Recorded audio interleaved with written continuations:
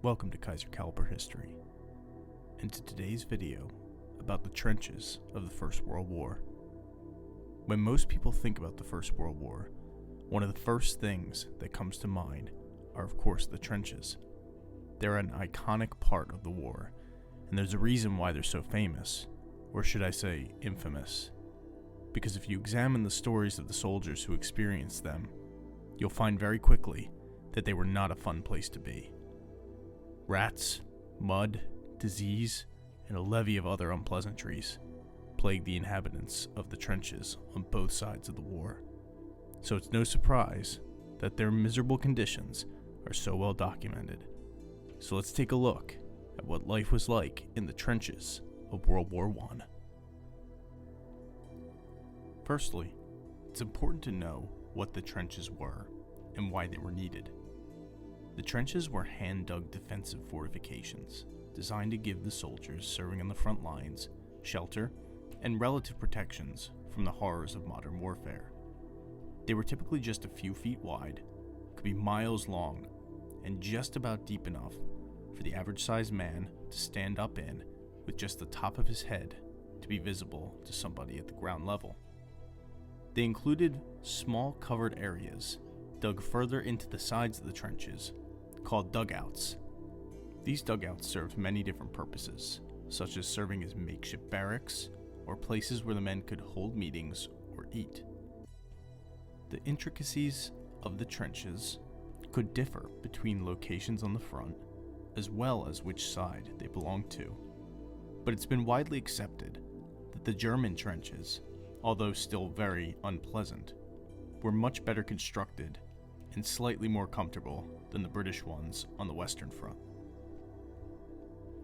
When it comes to why these trenches were so unpleasant to live in, the reasons are countless, but some of the biggest reasons were the water and mud. We even have an account on this from Adolf Hitler. He wrote in a letter to his landlord in January of 1915 the following, quote, "The weather is miserable, and we often spend days on end knee-deep in water, and, what is more, under heavy fire. We are greatly looking forward to a brief respite." Unquote. The accounts on how horrible the water and mud were in the trenches were so plentiful that it's one of the most well-documented problems of the war. Because of the damp and rainy weather on the Western Front, the trenches would fill with water constantly. This caused problems such as increasing discomfort, preventing sleep, and making the rations inedible. But perhaps the worst issue it caused was the infection known as trench foot. When the soldiers had their feet constantly submerged in the muddy water, it caused this disease, which was extremely debilitating and contributed greatly to the casualty rate. It got so bad that the officers ordered soldiers to conduct foot inspections on their fellow soldiers every couple hours to make sure they didn't have trench foot.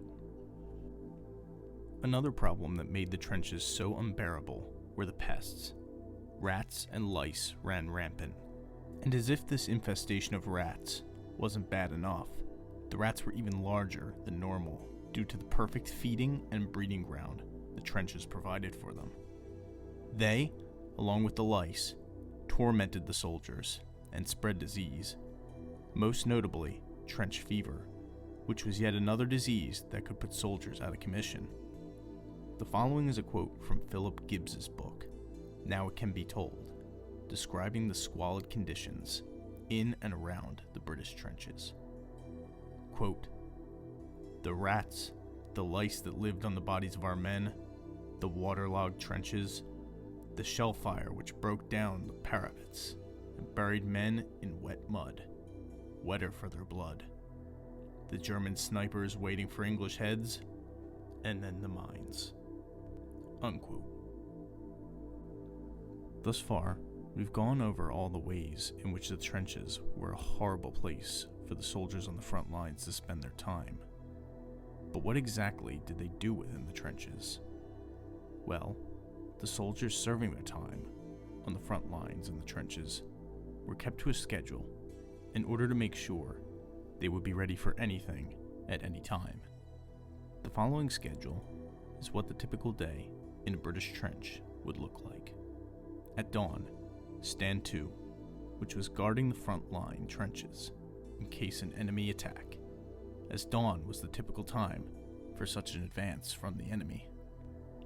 Then, providing there had been no attack during that time, the men would then move on to inspections, breakfast, and their daily rum ration. After breakfast came chores, which included filling sandbags, repairing duckboards, and cleaning the latrines.